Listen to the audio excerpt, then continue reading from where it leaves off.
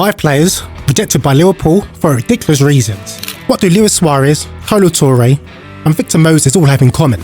Well, they all played for Liverpool at one point in their careers. But I bet you didn't know these 5 players Liverpool could have signed but rejected for completely ridiculous reasons. At number 5, we've got a blast from the past in Teddy Sheringham. Off the back of 2 seasons scoring 20 plus goals with Tottenham, Sheringham was a highly rated and prolific striker near the end of the 90s. Despite his goal scoring record by the end of 1997 with Tottenham, he had yet to win any major silverware in his career, so he felt like a change of scenery might do him some good. Enter Liverpool manager Roy Evans, with a side built around Steve McManaman, Robbie Fowler and an emerging Michael Owen. The 96-97 Liverpool team will be the closest the Reds will get to winning a title under Evans. They led the lead by 5 points in January, but eventually fell to 4th place. Liverpool lacked that extra push and experience to send them over the line, and with a 31 Teddy Sheringham in the market, the pieces couldn't have fallen into place any better, except the move never happened. As Evans said, it was a boardroom decision not to sign him because of his age. Not too old to play, but too old to be a good investment. Liverpool had a transfer policy of not signing players above the age of 28, which meant Teddy Sheringham was only 3 years too late to sign for the Reds.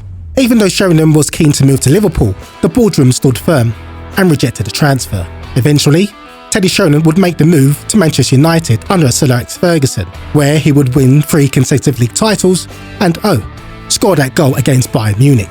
Next up, at number 4, is David Silva. We all know him from his time at Manchester City, but did you know he could have been suiting up for the Reds? Under Rafael Benitez, Liverpool had just finished second, 4 points off champions Manchester United. Having sold Xabi Alonso to Real Madrid earlier in the 2009 transfer window, Rafa Benitez identified Silva as an ideal candidate to be that spark their midfield would need.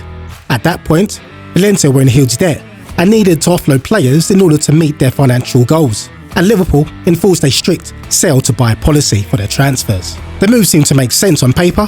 Xabi Alonso out, Gareth Barry and David Silva in, to create a devastating midfield behind Fernando Torres. But then came the price tag.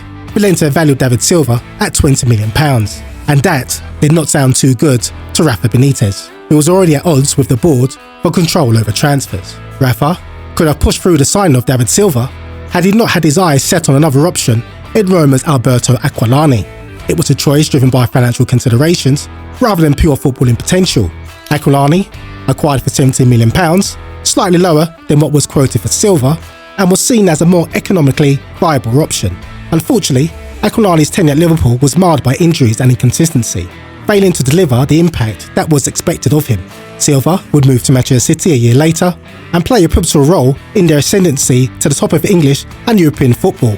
Sometimes you just have to pay and don't speak.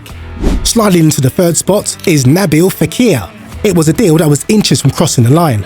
Everything was all but done. The medical passed, shirt printed, Fekir and Jurgen Klopp met, a welcome video was made, and all that was left was him to board the plane and sign the contract. But we all know football isn't as scripted. The Reds decided to pull the plug on the deal in the final stages. There was no official reason given, but news outlets pointed to a knee injury that Fekir had sustained 3 years prior. That became a stumbling block.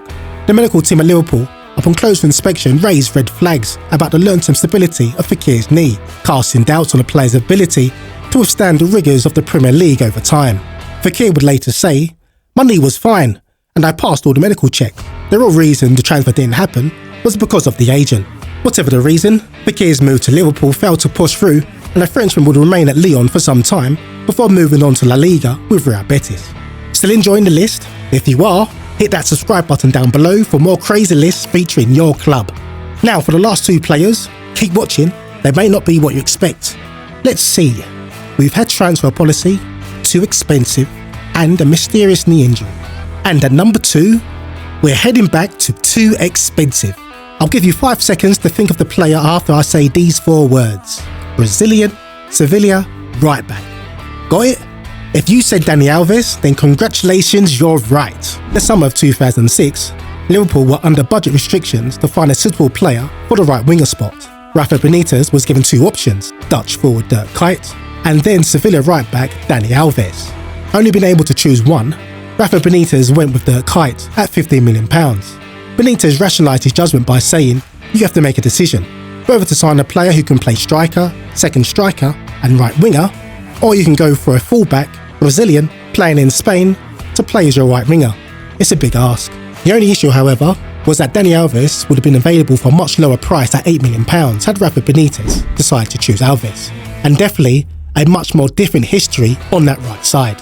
But it's okay, everything will work out for Liverpool, as their budget constraints led them to sign Alvaro Arbeloa from Real Madrid for the right back position, while sanction an £8 million spend on winger Jermaine Pennant. Meanwhile, Dani Alves would only go on to Barcelona for £23 million, linking up with Lionel Messi on the right, and winning a measly 23 trophies. And finally, at number 1, topping our list, it's Cristiano Ronaldo. Yes, CR7 you all know and love. Summer 2003 would have been different gravy for Liverpool fans had Liverpool pushed to sign CR7. With his performances for Sporting attracting attention, Gerard Houlliers Liverpool agreed a £4 million fee for the winger. All that was left to agree on was the wages, sign the contract, and everything would have been done and dusted, with Cristiano Ronaldo being in red over the weekend. Well, Ronaldo did end up in a red jersey in the end, but it wasn't with Liverpool. Bill Thompson, Liverpool's assistant manager at the time, revealed the obstacle in the matter, a £1 million annual salary for an 18-year-old Ronaldo, a sum that raised eyebrows for an under-21 player, but was deemed negotiable. They didn't have to negotiate for long, or at all actually. The next Tuesday morning, this headline came up on the yellow strap on Sky Sports. Manchester United have signed Cristiano Ronaldo for £12.2 million. There was no need to negotiate, as Ronaldo had signed for Manchester United. And we all know what happens after this move. Perhaps Liverpool wouldn't have turned Cristiano Ronaldo into the player he is, unlike at Manchester United under Sir Alex Ferguson. However, as they say, you never know if you never try, and you never know if you reject him. Ain't that right, Liverpool? And there you have it, folks. The top 5 players Liverpool let slip through their fingers for reasons that range from the slightly stingy to the downright daft. Which player would you have wanted to play at Liverpool the most? Comment down below and let us know.